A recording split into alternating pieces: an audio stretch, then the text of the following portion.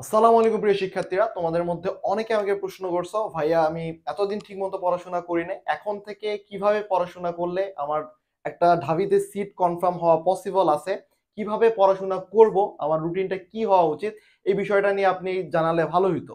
তো এই বিষয়টা নিয়ে আমি ভাবলাম তাই একটা ভিডিও বানানো যায় কিনা। তো আজকের ভিডিওটা এই বিষয়টাই নিয়ে, যে তোমরা এই মুহূর্ত থেকে যদি কিভাবে পড়াশোনা করলে, কিভাবে একটা রোড ম্যাপ ফলো করলে তোমার একটা প্রিপারেশন অনেক ভালো হবে এবং প্রিপারেশনটা তুমি ঢাবিতে একটা সিট পাওয়ার মতো একটা যোগ্যতা অর্জন করতে পারো। তো আসো, দেখো, প্রথমে যে জিনিসটা তোমাকে সব থেকে বেশি মেনটেন করতে হবে সেটা হলো কনসিস্টেন্স। তোমাকে অবশ্যই রেগুলার পড়াশোনা করতে হবে। তুমি ধরো একটা ভিডিও দেখলা, দুইটা ভিডিও দেখলা, দেখে মনে হলো যে ভাই আজকে পড়ায় ফাটাই ফেলবো, আজকে সারা দিন রাত পড়বো, ঢাবির সিট কনফার্ম করেই ছাড়বো। তারপর আজকে ধরো 10 ঘন্টা পড়লা, তারপর তারপরের দিন চলে গেল 8 ঘন্টায়, তারপরের দিন 4 ঘন্টায়, তারপরের দিন 2 ঘন্টা, একটু রিলস দেখে আসি, একটু ফেসবুক চালাই আসি, দেখি কি হয়। তারপর ফেসবুক চালাইতে যেয়ে 2-4 ঘন্টা খায় চলে আসলাম। অথবা তোমার মনে হলো আজকে এই সাবজেক্টটা পড়ি, পড়তে বসে 2টা পেজ পড়ার পর হয়তো বা তোমার 2-4টা লাইন বুঝতেছো না, না বোঝার কারণে তোমার মনে হলো যে পড়াশোনা একটু আমি ইউটিউব থেকে জিনিসটা একটু বুঝতে যাই দেখতেছো যে তুমি হচ্ছে রিলস দেখতেছো ঘন্টার পর ঘন্টা। ইউটিউবে গেছো তুমি একটা ভিডিও দেখতে, এরপর তুমি ঘন্টার পর ঘন্টা তুমি রিলস দেখতেছো, ইনস্টাগ্রামে চলে গেছো, ফেসবুক, হোয়াটসঅ্যাপ, এই নোটিফিকেশন এগুলাতে ঘোরা পেঁচা করতে করতে তোমার দিনের অর্ধেক সময় শেষ। তো এইভাবে যদি তোমার রুটিনটা চলতেই থাকে তাহলে তোমার কোনোদিনও চান্স হবে না। এটা একবারে লিখিত। তার জন্য তোমাকে যেটা করতে হবে, অবশ্যই কনসিস্টেন্স থাকতে হবে। রেগুলার রেগুলার মিনিমাম 10 ঘন্টা তোমার পড়ার মানসিকতা নিয়ে আসতে হবে এই মুহূর্তে। যেহেতু তোমার অনেক গ্যাপ, তো মিনিমাম 10 ঘন্টা, এর উপর ম্যাক্সিমাম 15, 16, 20, যত ঘন্টা পারো, পারলে 25 ঘন্টা পারো 24-এ, কিন্তু মিনিমাম তোমাকে 10 ঘন্টা পড়তে হবে রেগুলার। একদিন পড়লাম 18 ঘন্টা, পরের দিন নাই, এভাবে যদি করো তাহলে দেখবা যে তোমার পড়াশোনা করে কোনো লাভই হইতেছে না। তো রেগুলার একটা কনসিস্টেন্সির মধ্যে থাকতে হবে। এখন বুঝলাম তো কনসিস্টেন্সির মধ্যে থাকবা, তাহলে তুমি কি করবা? অবশ্যই একটা রুটিন তৈরি করতে হবে, তোমাকে রোড ম্যাপ থাকতে হবে। তোমার যদি রোড ম্যাপই না থাকে, তুমি যদি একটা নৌকা ধরছো এবং ছাড়ে দিছো সমুদ্রের মধ্যে, স্রোত যেদিকে যাইতেছে তুমিও সেদিকে যাইতেছো, তাহলে তো কোনো লাভ নাই। তোমার আলটিমেট একটা গোল সেট করতে হবে, এবং গোলটা কিভাবে সেট করবা? অবশ্যই তোমার হাতে এখন যেহেতু 2 মাস সময় আছে, এই 2 মাস সময়ের জন্য তোমার একটা কাজ করতে হবে। এই 2 মাস সময়কে 1 মাস 1 মাস করে ভাগ করে নিতে হবে, 1 মাস এবং 1 মাস করে ভাগ করে নিতে হবে, এবং ভাগ করে নেওয়ার পর তোমার প্রথমে যেই জিনিসটাতে সব থেকে বেশি ফোকাস দিতে হবে, যেগুলোতে তোমার গ্যাপ আছে, সব থেকে বেশি ফোকাস দিতে হবে যেগুলোতে তোমার বেশি বেশি গ্যাপ আছে, সেই বিষয়গুলোতে তোমার সব থেকে বেশি ফোকাস দিতে হবে। এরপর যে বিষয়টাতে তোমাকে ফোকাস দিতে হবে, এরপর যে তোমার গ্যাপ পূরণগুলো করার পর 1 মাস সময় নেবে, এবং 1 মাসের মধ্যে যত গ্যাপ আছে সব গ্যাপ পূরণ করবে, সেটা হোক ফিজিক্সের, হোক বায়োলজির, হোক ম্যাথের, হোক কেমিস্ট্রির।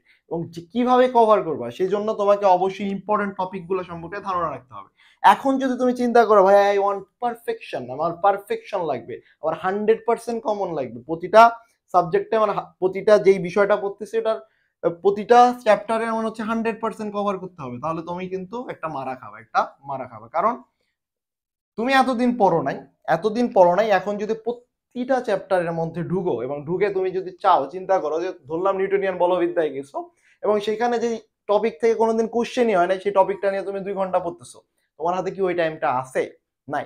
যদি এটা আরো 6 মাস আগে হইতো আমি বলতাম হ্যাঁ অবশ্যই তুমি ওটা ডিটেলস পড়ো, কিন্তু এখন যেহেতু তোমার ইম্পর্টেন্ট টপিক সম্পর্কে কোনো ধারণাই নাই, তোমার কোন টপিকটা ইম্পর্টেন্ট এবং কোন টপিকটা ইম্পর্টেন্ট না, এই ধারণাটা পাইতে হলে তুমি যদি অলরেডি জানো অবশ্যই ভালো, যদি না জানো তাহলে আমাদের ইম্পর্টেন্ট টপিক রিলেটেড যে ক্লাসগুলো আছে এগুলো তুমি দেখতে পারো।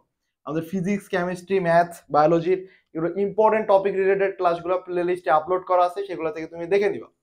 এখন আসি, যে তুমি তো ইম্পর্টেন্ট টপিক জানলা, ইম্পর্টেন্ট টপিক জানার পর ওই চ্যাপ্টারটা পড়বা, এবং ওই চ্যাপ্টারটা প্রতিটা চ্যাপ্টারে আগে তুমি ফাইন্ড আউট করবা গ্যাপ গুলা। প্রথম কাজ হলো তোমাকে ফাইন্ড আউট করা গ্যাপ, তোমার কোন কোন চ্যাপ্টারে কোনো ধরনের ধারণা নাই। এরপর কি করবা, সেই চ্যাপ্টারে ইম্পর্টেন্ট টপিক গুলা খুঁজবা, সেই চ্যাপ্টারে ইম্পর্টেন্ট টপিক গুলা তোমার জানতে হবে, এবং এই ইম্পর্টেন্ট টপিক গুলাতে বেশি ফোকাস দিবা। এবং যেগুলো কম ইম্পর্টেন্ট এগুলো একবার হলেও ধারণা রাখবা। একবারে ধারণা ছাড়া যাবে না। কিন্তু ইম্পর্টেন্ট টপিক গুলাতে তুমি ধরো একটা অধ্যায়ে 10 ঘন্টা টাইম দিতেছো, তা 8 ঘন্টা টাইম যেন হয় ইম্পর্টেন্ট টপিক গুলোর উপর। ওকে, এখন তোমার রুটিনটা তো তৈরি করছো, এখন রুটিনটা তুমি প্রথমে 1 মাসে হচ্ছে গ্যাপ গুলা ফুলফিল করলা, এরপর কি করবা? গ্যাপ ফুলফিল করার পর পরবর্তী মাসে যে পরবর্তী যে টাইম পিরিয়ডে গেলে তুমি ওই টাইমটাতে মধ্যে এই বাকিগুলা সব রিভিশন দাও, বারবার রিভিশন দেওয়ার চেষ্টা করবে এবং বারবার প্র্যাকটিস করতে হবে, বারবার প্র্যাকটিস করতে হবে। এখন তোমার সাপোজ যে রুটিন তৈরি করতেই প্যারা হইতেছে, ভাই আমি রুটিন কিভাবে তৈরি করব, আমার রুটিনের গাইড ম্যাপ ফলো করতে পারতেছি না, আমার একটা গাইড ম্যাপ দরকার, আমার একটা ম্যাপ লাইন দরকার। সেক্ষেত্রে আমি বলবো মাস্ট বি রেকমেন্ডেড আমাদের এক্সাম ব্যাচটায় ভর্তি হও, এক্সাম ব্যাচটা ভর্তি হও। এবং আমাদের এই এক্সাম ব্যাচটা এমন ভাবে ডিজাইন করা হয়েছে যে তুমি তুমি যদি একবারই প্রো লেভেলের হও, টপার লেভেলের, তুমি যদি একবারই লো লেভেলের হও, দুই ধরনের স্টুডেন্টের জন্যই আমাদের এক্সাম ব্যাচটা প্রযোজ্য। তুমি যদি টপার লেভেলের হও, আমি বলবো যে তুমি এক্সাম ব্যাচটাতে ভর্তি হও, আরো বেশি এক্সাম দাও, আরো বেশি প্র্যাকটিস করো এবং তোমার নিজের যেই দক্ষতা সেটাকে আরো বেশি ঝালাই করো। আর যদি তোমার এমন হয় যে তুমি রুটিনটা ফলো করতে পারতেছো না, তোমার রুটিনই মেক করতে পারতেছো না, রুটিন ঠিকঠাক মতো ফলো করতে পারতেছো না, এতদিন অনেক গ্যাপ হয়েছে, সেক্ষেত্রে আমরা যে রুটিনটা তৈরি করছি, তুমি যদি রেগুলার 10 থেকে 15 ঘন্টা টাইম দেওয়ার দায়িত্ব দাও যে ভাই আমি 10 থেকে 15 ঘন্টা পড়তে পারবো, এবং যদি পড়তে পারো তাহলে আমাদের রুটিনটা ফলো করো, তাহলে ইনশাল্লাহ ইনশাল্লাহ তোমার কোনোদিন তোমার আল্লাহ ঠকাবে না। যদি তুমি 15 থেকে 16 ঘন্টা কথা দিতে পারো যে হ্যাঁ ভাই আমি ওই রুটিনটা কভার করতে পারবো, আপনারা যে রুটিনটা দিচ্ছেন ওই রুটিনটা আমরা কভার করতে পারবো। তো এই জন্য তোমাকে যেটা করতে হবে, প্রচুর পরিমাণে এক্সামও দিতে হবে। শুধুমাত্র যে তুমি পড়তেছো এবং পড়েই হবে না, তোমাকে প্রচুর পরিমাণে এক্সাম দিতে হবে এবং এক্সামগুলো তুমি যে কোনো জায়গা থেকে দিতে পারো।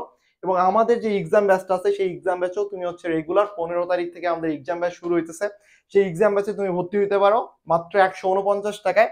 অলরেডি রুটিন আপলোড করা হয়েছে, তোমরা আমার ইউটিউবে দেখতে পারবা যে আমাদের রুটিনটা আপলোড করা হয়েছে। সেই রুটিন অনুযায়ী আমরা রেগুলার পরীক্ষা নেব এবং সেখানে 149 টাকায় 30+ এক্সাম নেওয়া হবে এবং প্রতিটা এক্সাম আমাদের ডিউ এই ইউনিট স্ট্যান্ডার্ড ব্যাচের কোশ্চেন অনুযায়ী হবে এবং প্রতিটা এক্সামে ইম্পর্টেন্ট টপিক ধরে ধরে প্রতিটা চ্যাপ্টারে যেগুলো ইম্পর্টেন্ট টপিক সেগুলোর উপর কোশ্চেন করা হবে এবং এক্সামটা হাইলি স্ট্যান্ডার্ড মেনটেন করা হবে। সো তোমার এই মুহূর্তে যাদের একবারই গ্যাপ হয়ে আছে তাদের জন্য হাইলি রেকমেন্ড করব যে ওই এক্সাম ব্যাচে ভর্তি হও এবং এক্সাম ব্যাচটা তুমি সেই রুটিনটা ফলো করো। তুমি যদি সেই রুটিনটা ফলো করতে পারো, অবশ্যই অবশ্যই তুমি যদি নিজে ফলো করতে পারো, ওকে ইটস ওকে।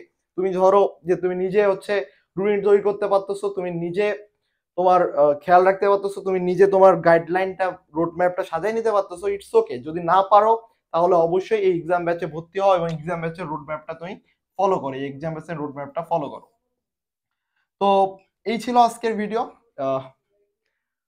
অবশ্যই দেখা হচ্ছে নেক্সট ভিডিওতে। তোমাদের যে কোনো সমস্যায় অল টাইম তোমরা আমাদেরকে পাওয়া, আমাদের টেলিগ্রাম গ্রুপে জয়েন হতে পারো এবং এক্সাম ব্যাচে ভর্তি হওয়ার জন্য নিচে ফর্ম দেওয়া থাকবে, সেই ফর্মটা পূরণ করতে পারো এবং যে কোনো ধরনের প্রশ্ন যে কোনো সময় যে কোনো সমস্যার জন্য আমাদের টেলিগ্রাম গ্রুপে জয়েন হয়ে থাকো এবং আমরা সবসময় চেষ্টা করি তোমাদের যে কোনো ধরনের প্রশ্নের অ্যান্সার দেওয়ার। তো ধন্যবাদ, দেখা হচ্ছে নেক্সট ভিডিও।